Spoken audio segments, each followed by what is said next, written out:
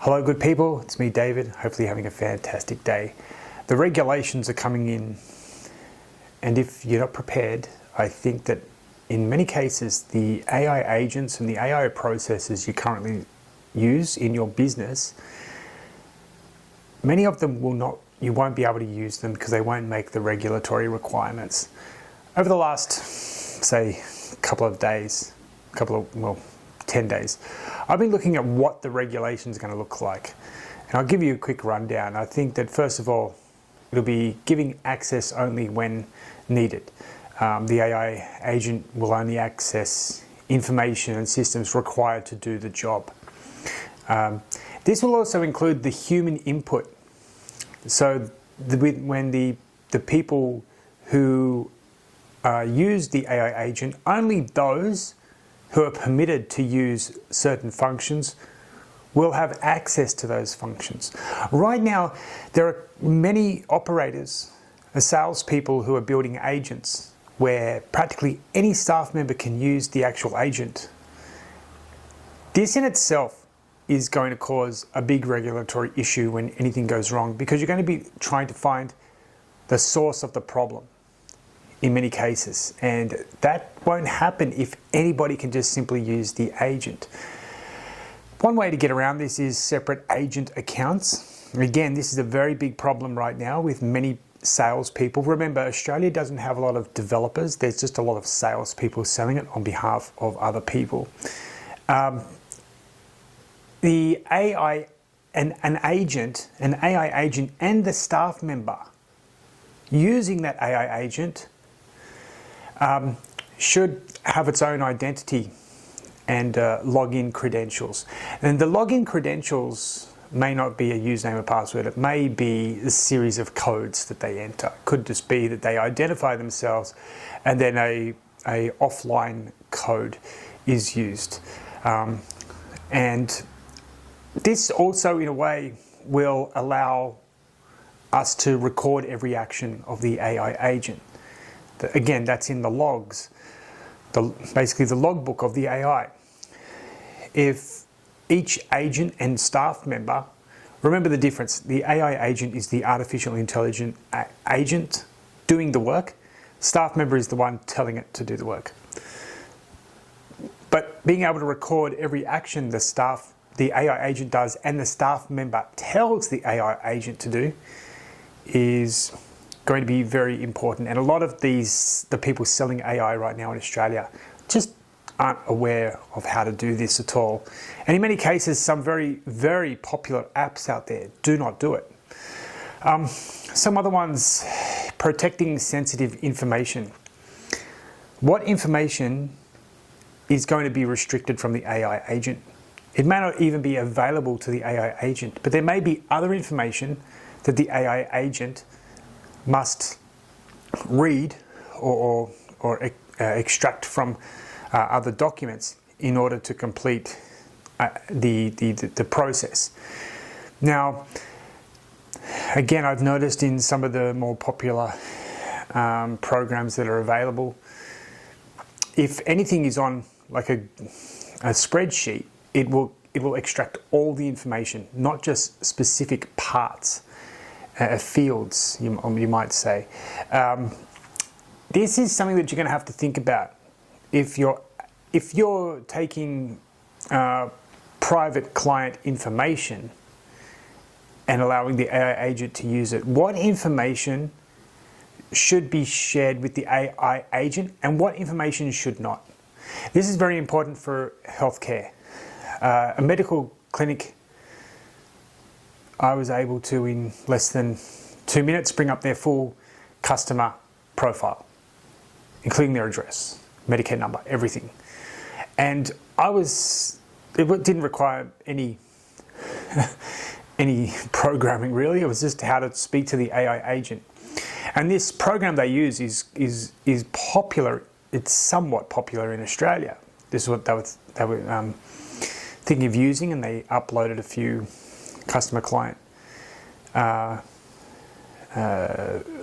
rows of information, and I noticed how simple it was, because there was no checking of the staff member. There was no checking of what the agent could access. All they had to do is type in the admin name and the password, and then they got access to everything. When in reality, what should have happened is the artificial intelligence, and this is why it's very important to also know the difference between an AI developer and an AI salesperson. An AI salesperson will tell you that it can do everything you want. An AI developer will tell you everything it shouldn't do. Now, what I was able to do is just to the username and password, is get everything.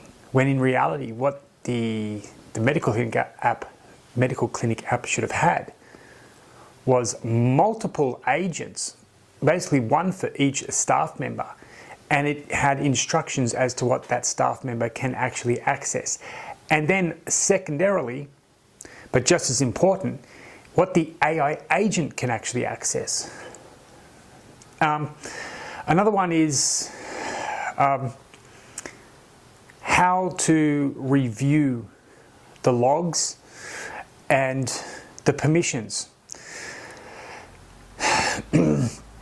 Many of the apps that are now spending millions of dollars a year on promotion and advertising,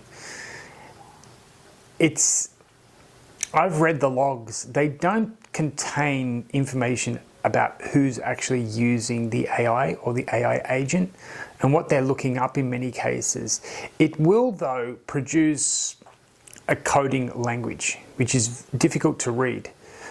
So it'll be very important to have logbooks, and you can review what information is being shared amongst the staff and the AI agents involved.